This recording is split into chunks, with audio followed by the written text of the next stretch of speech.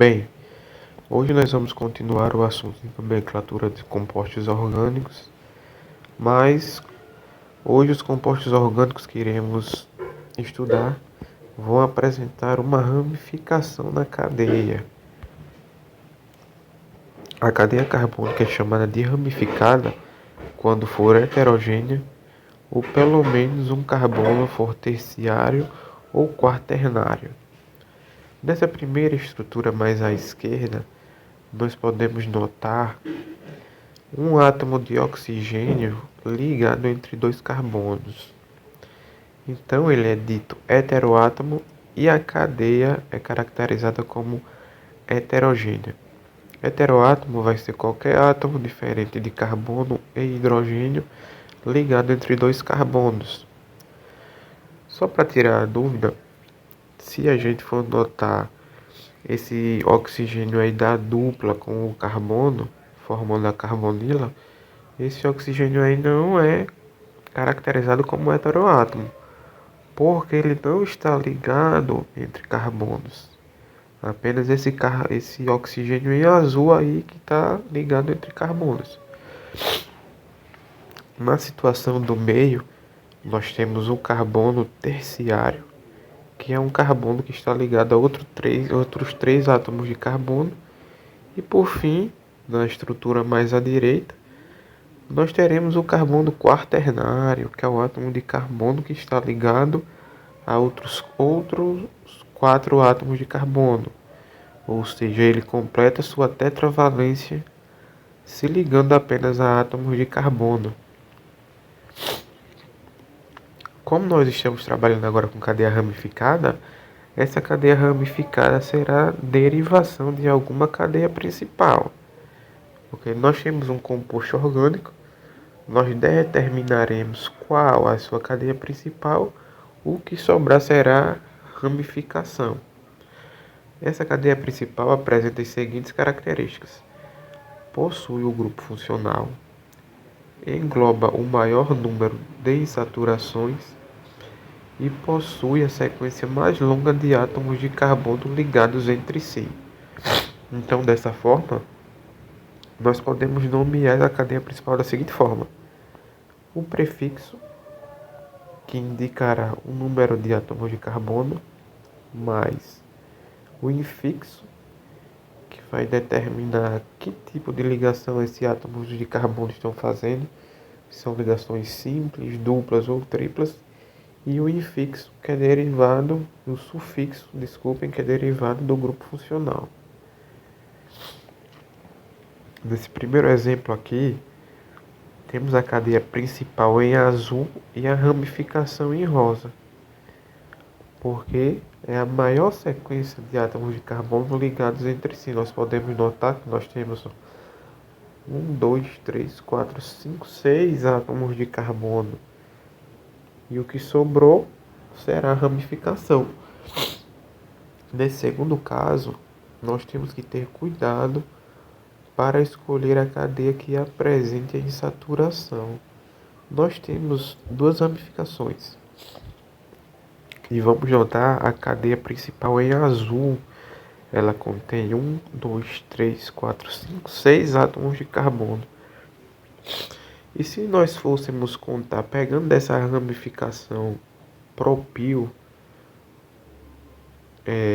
nós teríamos a cadeia principal com 7 átomos de carbono, mas não estaria contida em saturação, o que causaria o erro dessa questão. Então, nós temos que ficar atento ao fato da presença da insaturação na cadeia principal. E um ponto também do grupo funcional. O grupo funcional tem que estar contido na cadeia principal. Nós temos essa cadeia principal aí enumerada de 1 até 5 e a hidroxila no carbono 2. Nós temos 5 átomos de carbono nessa cadeia principal. Nós poderíamos também de outra forma, considerando aí o substituinte etil, também construir uma cadeia com 5 átomos de carbono. só que a hidroxila não estaria contida nessa cadeia, o que causaria erro. O grupo funcional precisa estar contido na cadeia principal. Uma outra situação que pode aparecer é quando as estruturas, a cadeia carbônica apresenta o mesmo número de carbonos. Estará correta, então, a que apresentar o maior número de ramificações. Cadeia com o mesmo número de carbonos. Devemos optar pela cadeia com o maior número de ramificações. Nós temos a estrutura 1 e 2. São estruturas iguais. Cada uma, a cadeia principal, tem 5 carbonos, 5 átomos de carbono. Mas na estrutura 1, nós vemos que ela apresenta duas ramificações. Uma ramificação do tipo metil no carbono 2 e uma ramificação do tipo isopropil no carbono número 3. Agora, partindo para a análise da segunda estrutura, nós observamos que ela contém 3 ramificações. Uma ramificação do tipo metil no carbono 2, uma ramificação do tipo etil no carbono 3 e outra ramificação do tipo metil no carbono 4, caracterizando assim 3 ramificações. A estrutura 1 apresenta 2 ramificações e a estrutura 2 apresenta 3 ramificações. Como devemos optar pela cadeia com maior número de ramificações, nós escolheríamos aí a estrutura número 2 como para representar o composto. Vamos mais adiante. A cadeia carbônica ela também pode ser mista. Mas professor, quando eu tenho uma cadeia carbônica mista, quando ela possui parte da cadeia aberta e a outra parte da cadeia fechada. Nesse caso, a cadeia principal será considerada a parte da cadeia fechada. A parte da cadeia aberta será considerada como ramificação. E agora, nós temos aí alguns substituintes que são muito utilizados nesse nosso estudo aqui da química orgânica. Coloquei só alguns dentro da infinidade que existe de substituintes. A classificação aqui, todos eles serão do grupo alquila, eles são hidrocarbonetos formados apenas por carbono e hidrogênio. Alquila ali, a classificação, um carbono será metil. Tem ali a estruturinha dele para vocês observarem. Com 2 carbonos será etil. Ali a estrutura também para nossa observação. Agora, substituído com 3 carbonos, nós temos duas situações. A primeira situação é do propil. Tem ali 3 átomos de carbono. A valência livre será localizada no carbono primário, o carbono da extremidade. Agora, o S-propil ou isopropil, a valência livre estará no carbono secundário, ou seja, o carbono do meio. Por isso que aquele S ali, S-propil de secundário ou isopropil, devido a esse fato dessa valência livre estar nesse carbono justamente do meio. Agora, com o substituinte butil, que apresenta 4 átomos de carbono, nós teremos 4 situações. O butil, propriamente dito, valência livre localizada no carbono primário, que é um desses 2 carbonos aí da extremidade. O S-butil, que o S é referido a secundário, a valência livre estará localizada no carbono secundário da cadeia normal. T-butil, terciário, temos uma configuração aí da cadeia de forma que o átomo de carbono seja o átomo de carbono terciário. Ele estará ligado a 3 outros átomos de carbono. Com essa valência livre se ligará à cadeia principal. E o isobutil, valência livre localizada no carbono primário de uma cadeia ramificada. Vamos mais à frente. Agora, como vamos encontrar as ramificações? Como fazer a sua localização? A localização das ramificações deve ser informada pela numeração dos carbonos da cadeia principal. Por isso que nós enumeramos a cadeia principal. A cadeia carbônica deve ser numerada a partir da extremidade mais próxima da característica mais importante do composto da segunda ordem. Então essa daí é uma ordemzinha de prioridade que nós temos na hora de numerar para saber de qual extremidade nós vamos começar. Grupo funcional, extremidade mais próxima de grupo funcional, e saturação ou ramificação. E lembrando que a numeração da cadeia principal em si deve seguir a regra dos menores números possíveis. Aqui nós temos alguns exemplos. Nessa primeira estrutura aqui mais à esquerda, nós começamos a numeração ali, ó, da direita para a esquerda. Porque nessa cadeia principal aí, numerada de 1 até 5, nós temos uma ramificação e um grupo funcional.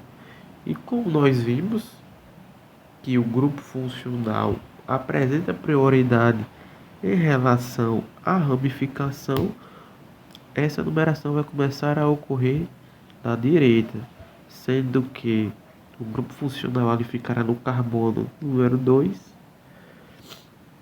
e a ramificação no carbono número 4. Agora essa segunda estrutura, nós vamos começar enumerando ela da esquerda para a direita. Nesse caso, ela não apresenta grupo funcional estranho a carbono e hidrogênio. Nós temos aí só o hidrocarboneto, mas ele apresenta insaturação e ramificação. Como nós vimos, a insaturação possui prioridade em relação à ramificação. Por isso nós começamos a numerar essa cadeia da esquerda para a direita. Caso a cadeia apresente 2 ou mais ramificações iguais, deve-se usar os prefixos, os prefixos de tri e tetra. Esse dó aí está errado, vamos fazer uma correção, é di, que mostra que teremos 2 substituintes. A localização de cada ramificação é indicada pelo número de carbono da cadeia principal. E o prefixo é ligado diretamente ao nome do radical. Nesse nosso caso aí, nós temos uma cadeia principal que nós a identificamos como possuindo 5 carbonos. E nós vimos que esse tipo de substituinte aí é o substituinte metil. Como nós temos 3 substituintes iguais, 3 substituintes metil, nós podemos colocar tri, que está mostrando que nós temos 3 substituintes, de forma que a nomenclatura fica 2,2,2 trimetil pentano 2,2,2, que é indicando em quais carbonos esses metis então estão. O pente, que está mostrando que a cadeia possui 5 átomos de carbono. O an, que esses átomos de carbono possuem apenas ligações simples entre si, que é a terminação do hidrocarboneto, Agora, se a cadeia carbônica apresentar 2 ou mais ramificações diferentes, elas devem ser indicadas em ordem alfabética. Como assim? Porque no exemplo anterior, nós trabalhamos apenas com o grupo metil. Agora nós temos substituintes diferentes. Teremos tanto o etil quanto o isopropil e o metil. E se nós formos observar aqui, nós temos o metil em rosa, o etil em azul e o isopropil em verde. Então essa cadeia não possui grupo funcional estranho a carbono e hidrogênio, não possui saturação. Então, para a numeração, nós vamos levar em consideração apenas a presença das ramificações. E enumerando da esquerda para a direita, nós temos a ramificação metil no carbono 3, ramificação etil no carbono 4 e isopropil no carbono 5. Então, em ordem alfabética, por isso que o etil ficará ali na frente, isopropil e depois o metil. Então, gente, por enquanto é isso. Vamos fazer alguns exercícios agora para fixar melhor o conteúdo. Muito obrigado.